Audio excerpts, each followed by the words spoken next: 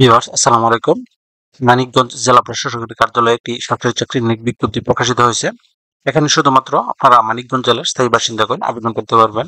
আবেদন শুরু কবে, শেষ কবে, কিভাবে আবেদনটি করতে হবে, আবেদন করতে কি কি যোগ্যতা লাগবে, আবেদন করতে কত টাকা লাগবে, সবকিছু ভিডিওতে বিস্তারিত আলোচনা করা হবে। আশা করি ধৈর্য সহকারে ভিডিওটি দেখবেন। তার আগে আপনাদের কাছে ছোট্ট একটি রিকোয়েস্ট থাকবে, আপনারা যারা এখনো অ্যাম্বিশন জব পয়েন্ট ইউটিউব চ্যানেলটি সাবস্ক্রাইব করেননি, তারা চ্যানেলটি সাবস্ক্রাইব করে পাশে থাকা বেল আইকনটি প্রেস করে রাখেন। এতে পরবর্তীতে যে কোনো চাকরির আপডেট সার্কুলার প্রকাশিত হওয়ার সাথে সাথে নোটিফিকেশন জানতে পারবেন। ভিউয়ার্স, এই সার্কুলারটিতে সর্বমোট একটি ক্যাটাগরিতে 17 জন লোক নিয়োগ করা হবে, অর্থাৎ অফিস সহায়ক পদে সর্বমোট 27 জন লোক নিয়োগ করা হবে। এটি 20তম গ্রেডের একটি পদ। বেতন স্কেল 8,250 টাকা থেকে 20,010 টাকা।